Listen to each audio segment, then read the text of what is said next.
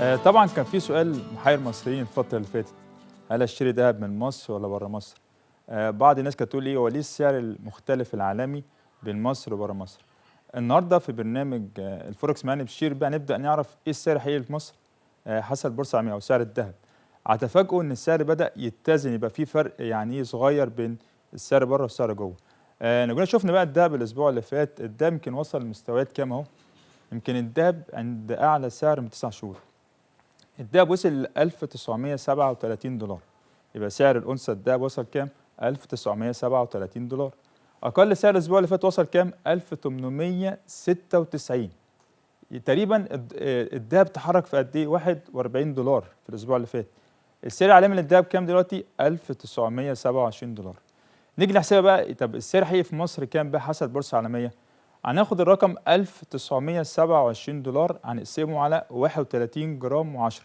ال 31 جرام و10 ده عيار الأونصة الدهب 31 جرام و10.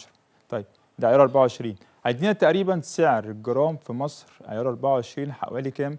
حوالي $60 تقريبا، يعني حوالي $60. نضرب الرقم دوت في السعر بتاع البنك تقريبا هيديك سعر الجرام عيار 24 حوالي 1835 تقريبا يعني. في فرق كام بين مصر بين السعر الحقيقي والسعر البورصة العالمية؟ حوالي 190. ده بالنسبة لنا حاجة كويسة. تاني دي بالنسبة لنا حاجة كويسة ليه؟ لأن من الأسبوعين اللي فاتوا أو من 3 أسابيع كان في فرق بين السعر في مصر والسعر بره حوالي 500 جنيه. عشان كده بدأت الناس تفكر، طبعا ده غلط عشان نفكر جاي من بره في إجراءات قانونية بتمنع الكلام ده، ولكن كان الناس كانت بتتحير ليه الفرق الكبير ده؟ لا يمكن دلوقتي أهو في توازن شوية، بدأ السعر يقل شوية بقى في فرق حوالي 190 جنيه. نيجي بقى نحلل البورصة العالمية النهارده، تحليل الذهب وتوقعاتنا ايه الاسبوع الجاي. طبعا زي ما احنا شفنا الذهب تخطى نقطة قوية جدا. ايه النقطة قوية جدا؟ $1930. النقطة دي مهمة جدا طبعا، لما تخطاها وصل لمستويات 1937. في نقطة قوية جدا لو الذهب طلع عليها الاسبوع ده هنزيد تحسن في الذهب. ايه الرقم دوت؟ لو شفنا الذهب الاسبوع ده عند $1950 هنبدأ ممكن الدهب يوصل لمستويات 1960 و1970 و1980. يبقى احنا عندنا نقطة قوية جدا الأسبوع ده لكام؟ $1950. لو ارتفع الدهب فوقيها هنشهد مزيد من ارتفاعات الدهب. امتى الدهب بقى نقوله هيرجع تاني انخفاض؟ لما يوصل رقم كام؟ $1900. ليه؟ إن الدهب دلوقتي لسه ماسك نفسه عند النقطة كام؟ 30. يبقى نقطة انخفاض الدهب 1900. لو حضرتك شفت السعر العالمي للدهب تحت فوق تحت ال $1900 توقع فيه انخفاض.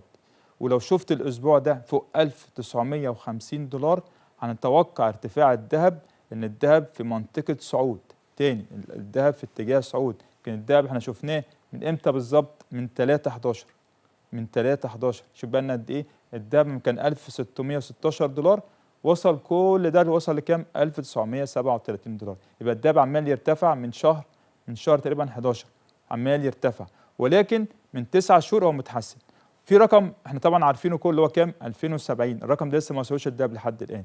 ده بالنسبه لتحليل الدهب. الدهب عند نقطه 1927 واعلى نقطه عندنا 1950 واقل سعر 1990. 1900 دي مهمه جدا. 1900 لو الدهب شفناها تحت في حاله انخفاض. ده بالنسبه لتحليل الدهب. يعني نلقي نظره سريعه على منطقه اليورو. منطقه اليورو يمكن الاسبوع ده اليورو اتحسن. اليورو يمكن وصل لمستويات $1.08. اليورو وصل في شهر 10 ولا في شهر 9 اللي فات إلى 95 سنت. الناس قالت خلاص بقى، كان الكلام ده قلنا كانت مهم جدا. أول ما وصل 95 سنت قال لك بس ده في اليورو في الشتاء هيبدأ ينهار. لا، ده اليورو بدأ يثبت شوية، بدأ يوصل لمستويات $1.08 سنت وفي تحسن جامد. معناها إيه؟ معناها إن الدولار في منطقة منخفض. تاني الدولار في منطقة منخفض. وطبعا احنا في فقرة هنحلل فيها الدولار مقابل الثمان عملات وهنحلل الين. هنطلع فاصل وبعد الفاصل بقى هنبدأ نشوف المشتقات المالية وازاي ايه تعريفها. نطلع فاصل.